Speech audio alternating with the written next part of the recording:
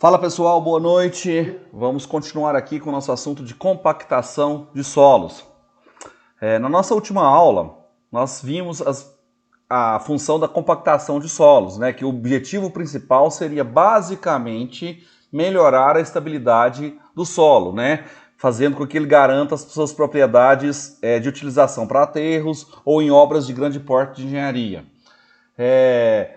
Vimos também que a melhor maneira de controle de uma compactação adequada seria o controle da umidade com o peso específico aparente do solo seco, né? O famoso gama D, tá certo? E que este ensaio, né, que a maneira da gente controlar uma compactação adequada seria através do ensaio de compactação definida pelo engenheiro americano Ralph Proctor, né? Foi quem inventou e estabeleceu os princípios básicos da técnica de controle, onde, através da montagem dessa curva que vocês podem ver, tá? A gente consegue determinar a melhor umidade e não a maior umidade. A melhor umidade seria o que a gente chama de umidade ótima. Essa umidade ótima propicia o que a gente chama de peso específico aparente seco máximo. Tá certo? Então, dando sequência nesse assunto, nós vamos continuar hoje com o assunto de compactação e vamos falar de alguns equipamentos, né? Que os equipamentos que podem fazer com que a gente atinja a compactação ideal, ou seja, a compactação adequada. Vimos também anteriormente que o controle de uma compactação, ela depende exclusivamente da energia de compactação, né, que é provocada pelo equipamento a ser utilizado, e pela umidade do solo. Ou seja, não é possível fazer uma compactação do solo sem que haja uma umidade. E a umidade ideal é a umidade ótima, determinada por ensaios de laboratório, que nós vamos ter a oportunidade de fazer logo na sequência, né? Então vamos lá. Para fazer uma compactação de campo, a gente pode ter a energia de compactação através dessas situações aqui. Através de pressão estática, através de vibração e através de energia de impacto.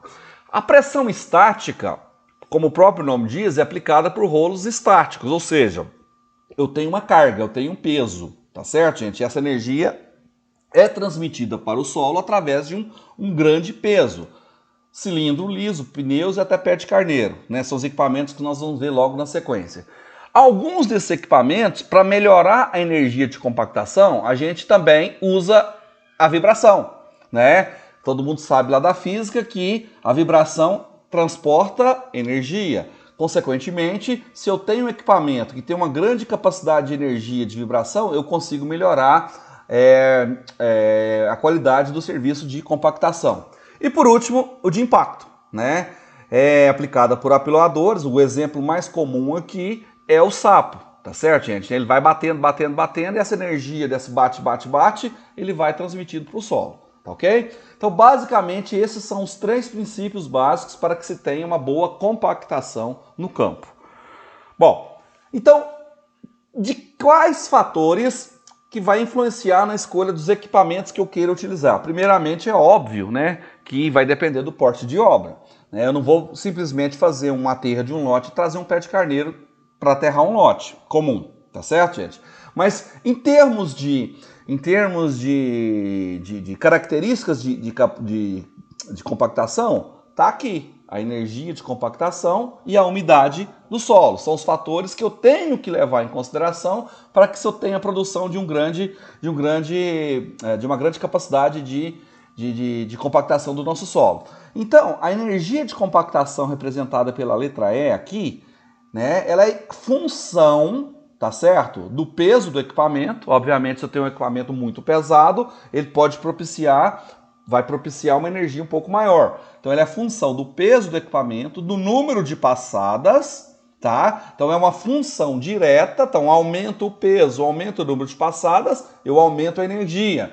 Só que inversamente proporcional à velocidade e à espessura da camada. Portanto, não adianta a gente passar o equipamento correndo com uma alta velocidade, que a eficácia da energia de compactação não vai ser boa. tá certo? Então, seria que a espessura da camada e a velocidade do equipamento, elas variam de maneira inversa. E aqui nós temos, obviamente, a umidade que já foi falada anteriormente, né? Quando eu tenho uma umidade menor do que a umidade ótima, tá certo, gente? Tem uma umidade maior do que uma umidade ótima. Então, o que eu faço quando existem essas situações aqui? Quando eu tenho uma umidade menor do que a umidade ótima, eu tenho que jogar água, falta água. Como que eu jogo água? Caminhão tanque, pipa, o famoso caminhão pipa. Tá certo, gente? Tá, então eu jogo esse pipa, melhora a umidade do solo e, consequentemente, eu chego próximo do valor ideal. Quando eu tenho uma umidade ótima, por exemplo, você fez a compactação, choveu. O que aconteceu? O solo ficou encharcado, o solo aumentou a sua umidade. Neste caso, tem que fazer o procedimento chamado de aeração. O que vem a ser aeração? Jogar o solo no ar, ou seja, através de grade. Aquele mesmo arado de grade de fazenda. Né? Você passa no solo, o solo vai se aerando, ele vai acabando secando, você traz esse solo para uma umidade menor, depois você completa com água. Tá? Então são situações que a gente usa para corrigir essa questão da umidade. Bom, número de passadas, né? Obviamente, quanto maior o número de passadas, a eficiência melhora. Tá certo, gente? Só que isso tem um certo limite. Chegou num certo nível, não adianta você ficar mais passando o equipamento no solo, que praticamente você não vai ter mais eficiência no serviço. Espessura da camada. Gente, isso aqui, ó, é uma das grandes falhas que ocorrem nas compactações de solo. Tá certo? Por quê? Porque ninguém dá atenção em compactação por camadas. O ideal é que todo e qualquer serviço de compactação seja feito por camadas de no máximo 30 centímetros de espessura. Indico 20, tá certo, pessoal? Tá justamente para quê? Para que você tenha condição de controlar melhor tanto a sua energia quanto a sua umidade. Homogeneização, né? O ideal é que eu tenha solos de características bem parecidas, né? Sem material solto, sem galhos, sem material orgânico, ou seja, eu tenho um solo totalmente homogeneizado para que eu tenha uma condição efetiva de compactação deste solo. A velocidade, vimos anteriormente que essa velocidade ela é inversamente proporcional. Então, o ideal é passar o quê? É passar o equipamento bem devagarzinho, tá certo, gente? Então, com material solto, tem maior resistência de rolagem e, ó, menor velocidade. Com a menor velocidade, eu obtenho maior esforço de compactação, ok? E aqui, na velocidade, eu posso colocar ou não o efeito de vibração. Por quê? Porque se você tem um efeito de vibração a menores velocidades, aquela energia transmitida pelo equipamento, ela atinge as camadas mais distantes do solo, tá certo? E por último, a amplitude, né? Se você pegar a onda, né? Essa onda gerada por essa compactação, essa energia gerada com uma grande amplitude, ela vai atingir pontos maiores, tá certo? Então o aumento da amplitude produz um maior efeito de compactação, que é o aumento da frequência.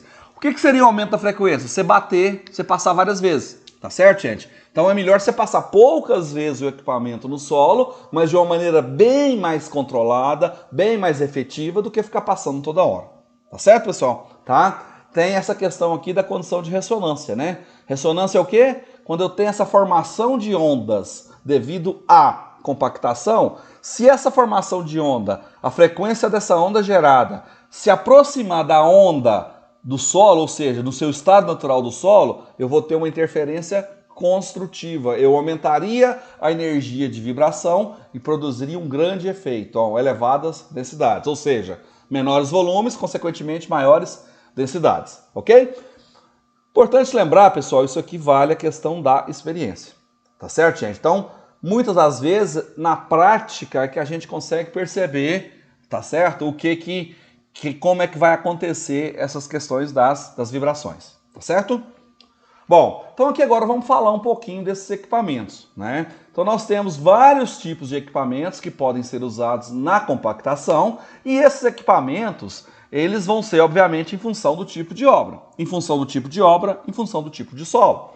Então, primeiro, o famoso rolo compressor, todo mundo já viu isso aqui, equipamento o quê? Muito usado em estradas. Tá certo? Todas as estradas a gente usaria esse tipo de equipamento, tá certo? Bom, nesse caso eu poderia usar até para compactar pedregulhos, areias e pedras, em camadas não superiores a 15 centímetros.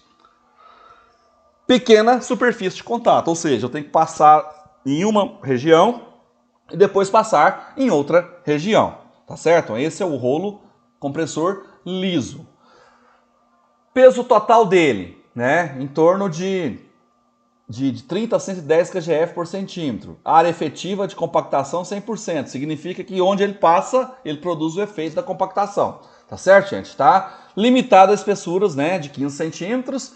Solos mais indicados, solos granulares, solos rochosos, e solos menos indicados, principalmente solos de elevada plasticidade. Por quê? Porque dependendo da situação que você usar esse rolo compressor, ele pode criar o famoso borrachudo. Já falamos isso em aula, alguém deve lembrar. O borrachudo é aquela característica que fica, né, de uma deformação no solo, que você não chega você não chega no material homogêneo, você fica parecendo uma borracha, tá certo? Tá? Onde eu aplico mais? Obras rodoviárias, tá certo? Todo mundo já viu isso, todo mundo já percebeu esse tipo de equipamento. Um outro equipamento bastante utilizado é o rolo vibratório. Então, nesse caso, a gente, além de usar esse equipamento para passadas no solo, ele também é usado para quê?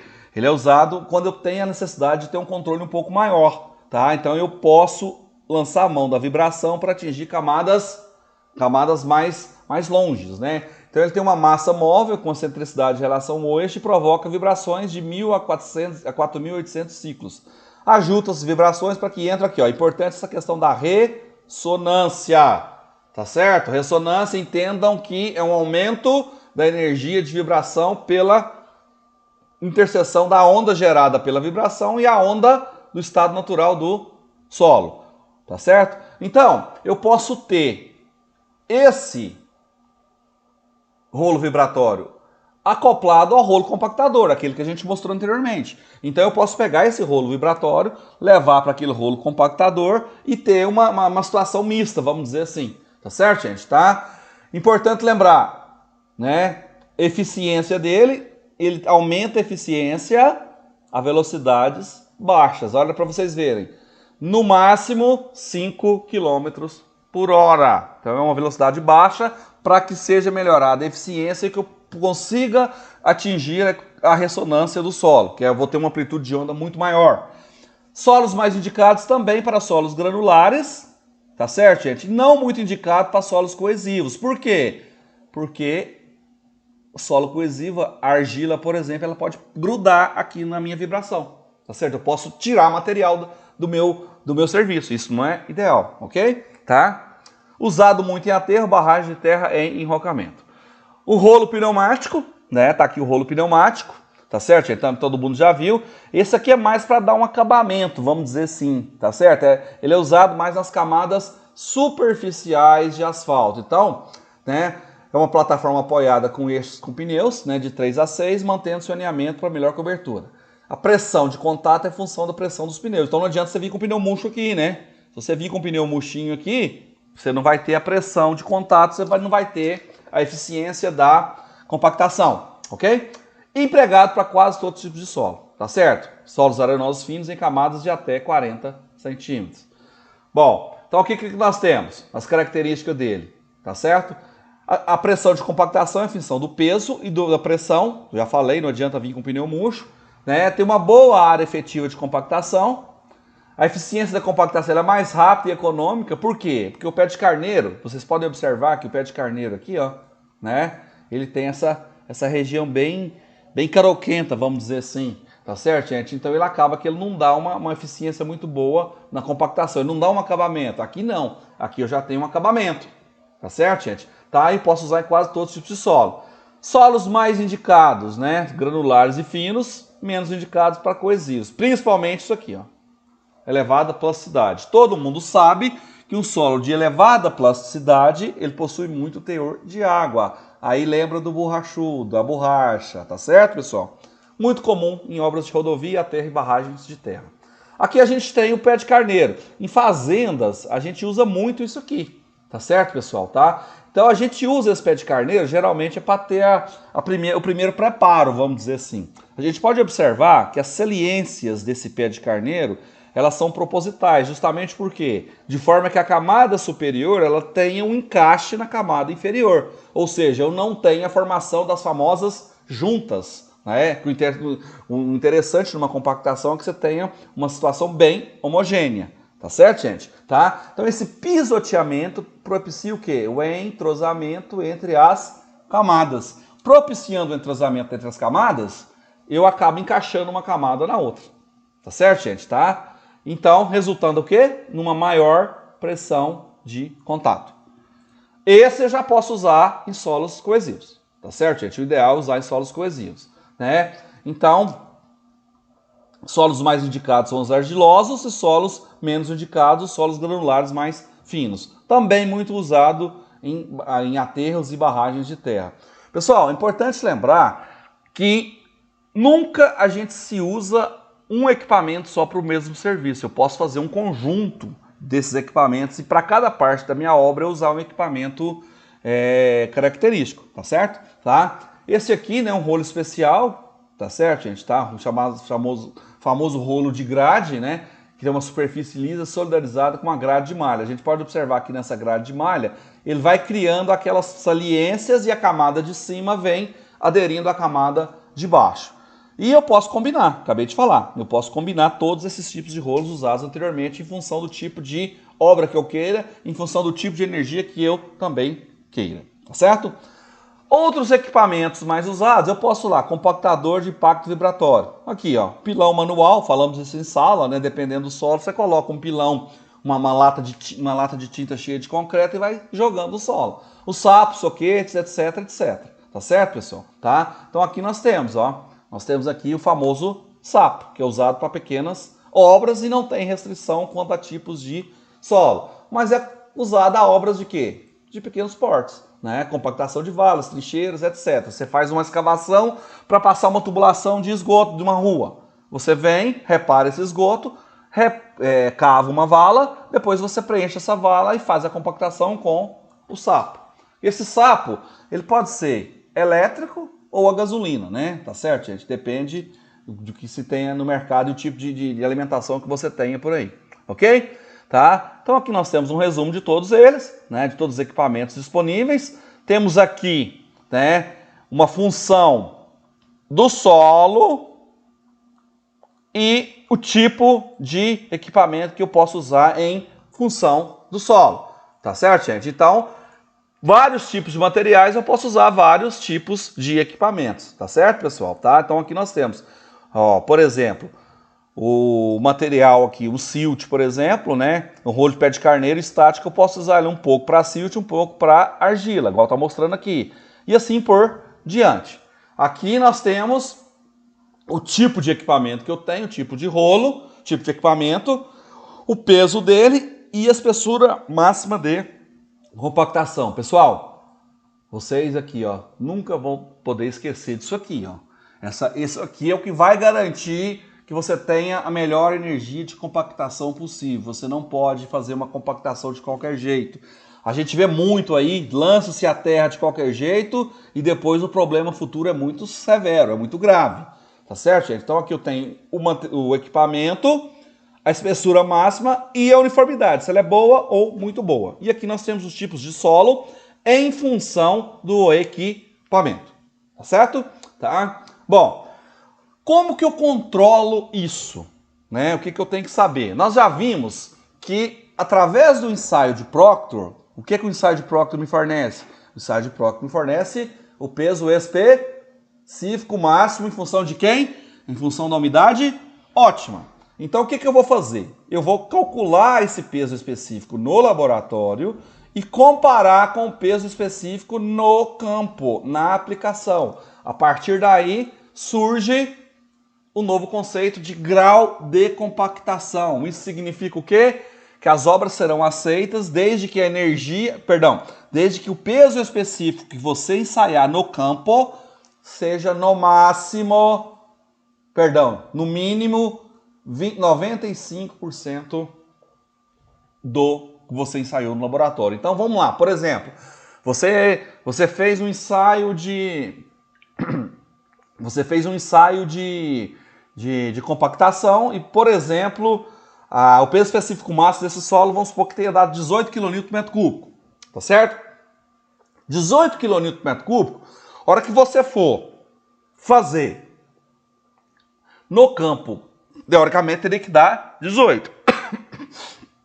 Só que se der 95% de 18, ou seja, se der 17,1, eu posso aceitar a minha obra. Se der menos, o que eu tenho que fazer? Eu tenho que fazer novamente o serviço de compactação. Eu costumo brincar que aqui nós temos energia de verdade, engenharia de verdade. Tá certo, pessoal? Aqui a gente faz o certo porque vai dar problema. Ok? Tá? Então, para fazer uma compactação, o que eu tenho que fazer? Primeiro, eu tenho que escolher a área de empréstimo. O que é a área de empréstimo? Normalmente, pessoal, é onde que eu vou pegar o material para ser usado no meu aterro, na minha estrada, na minha barragem. Esse que é um dos grandes problemas, porque nem sempre o material que você tem disponível é o material ideal. Mas às vezes a questão de economia, né, é um problema técnico e econômico. Muitas vezes é maior até econômico. Por quê? Porque às vezes fica muito caro eu pegar material de outro lugar. Então acaba que eu tenho que pegar no mesmo lugar e fazendo o controle adequado, fazendo o controle ideal, tanto de energia quanto de umidade. E muitas das vezes até mesmo misturar com material melhor. Tá certo, gente? Tá? Essa é uma das grandes soluções que a gente tem que fazer. Ok? Tá? Bom, limpeza e regularização da área de trabalho, é lógico, eu não posso fazer uma compactação com uma área toda suja, com galhos, com folhas, com lixo. Eu tenho que deixar a superfície totalmente regular. Lançar e espalhar o material, uso de motoscrape. Todo mundo sabe o que é motoscrape, pessoal? Motoscrape é a famosa patrola. Tá certo, gente? Tá? Então essa famosa patrola eu tenho um controle desse corte de solo fino. Tá? Regularizo a camada, né? Motonivelador ou motoscrape é o mesmo nome, né? Porque a patrola eu faço o corte fino para ter o acerto da altura da camada. E usar as camadas nas espessuras que a gente já falou. Você vai lançando de 20 a 30, faz a compactação, depois vai fazendo 20 a 30 novamente, faz a compactação até chegar no nível que se deseja o seu trabalho, o seu serviço. Pulverização e homogeneização da camada, ou seja, eu vou tirar tudo que está inconforme, tudo que está fora, tudo que está diferente do material. Então eu vou tirar, vou remover desagregação de torrão seco, material aglomerado, ou fragmento de rocha, etc, etc. Tá certo? Esse aqui, né, acerto da umidade, nós já falamos sobre isso. Ou com irrigação, se a umidade ficar menor do que a ótima, ou com o quê? Com arado, se a umidade for maior do que a ótima, ok? Acertou a umidade, eu já parto para a compactação propriamente dita e em função do equipamento escolhido, né? Geralmente, se eu tenho grandes obras, eu vou usar o rolo da maneira que a gente viu anteriormente, tá certo? E os números de passada com as especificações da densidade que eu quero ter. Onde que eu tenho essa densidade? No ensaio de Proctor, através da umidade ótima, tá certo, gente? E vou fazendo as rolagens das passadas, né? Sempre das bordas ao centro, no máximo 20 centímetros entre as passadas. A partir daí, a gente faz o controle da compactação, né? Voltando a lembrar do grau de compactação do slide anterior. Ou seja, eu comparo a densidade do campo com a densidade do laboratório, tá certo? A relação do campo pela relação do laboratório tem que ser no mínimo 95%. Ou seja, você pode pôr 5% abaixo do que você achou no laboratório. Senão tem que refazer o trabalho. Aí, a partir daí, eu faço para a camada seguinte. Tá certo, pessoal? E a partir daí, é só controlar no campo, tá certo? Existem algumas normas que nós vamos repassar aqui, né? Para me controlar tanto a umidade quanto a densidade. Então, como que eu controlo? Teor de umidade tem um método da frigideira, né? O speed test. É frigideira, você pega o solo, esquenta ele mesmo, é como se estivesse fritando um bife, tá certo? Você pega, para quê? Para você secar esse solo, porque às vezes no campo, você não tem uma estufa para deixar 105 graus em torno de 24 horas. Você precisa resolver na hora. Então, existe esse speed test aqui para você fazer o controle da umidade. Se for uma obra de grande porte, possivelmente eu já tenho o controle de peso específico que eu posso fazer pelo método piquinômetro, né? É o método frasco de areia, o método piquinômetro, e a partir daí eu também controlar a densidade. Isso, pessoal, vai ser função do tipo de obra, né? Então você tem, dependendo do porte da obra, você tem, inclusive, esses equipamentos e essas condições de fazer isso aqui tudo, tá? Existe uma norma do DNR aqui, mas na verdade hoje é o DENIT, né? Que você tem que fazer um ensaio de compactação para cada 1.000 metros cúbicos de material compactado. E um controle de densidade para cada 1.000 metro cúbico de material compactado. Então você vai fazer um Proctor, né, que é um ensaio de compactação, e uma densidade para cada 1.000 metro cúbico de material. Tá certo? Isso é a norma que eu tenho. Isso, gente, no primeiro momento parece que é muita coisa e na verdade não é. Imagina uma rodovia, por exemplo, que você não gasta de terra. Então você tem que fazer vários controles para garantir a efetividade do trabalho. E para camadas mais finas, você faz um controle para cada 100 metros de extensão. Então, quer dizer, no acabamento em si, na parte superior do seu pavimento, a cada 100 metros de extensão, você faz um controle de densidade para garantir o quê? Para garantir que você não tenha problema de desnível, para garantir que você não tenha problema de compressibilidade desse solo. Ou seja, vamos falar o mineirês, para garantir que a terra não afunde, para garantir que a estrada não afunde. Tá certo, gente? Tá? Então, é o controle de compactação no campo. Existem outros métodos aqui, tá? Que você pode dar uma olhada no livro do Vargas, né, do capítulo 2, que é o método das curvas de compactação, o método de Rio, as relações empíricas com base em estudos estatísticos. Mas a gente, tendo ciência desse teor aqui, fica muito fácil a gente garantir que nós vamos ter uma efetividade no nosso trabalho. Tá certo, pessoal? Bom, na próxima aula, a gente já começa a resolver um exercício de compactação. Tá bom? É o que tínhamos para hoje. Espero que tenha gostado. Um grande abraço, até a próxima aula. Muito obrigado, pessoal.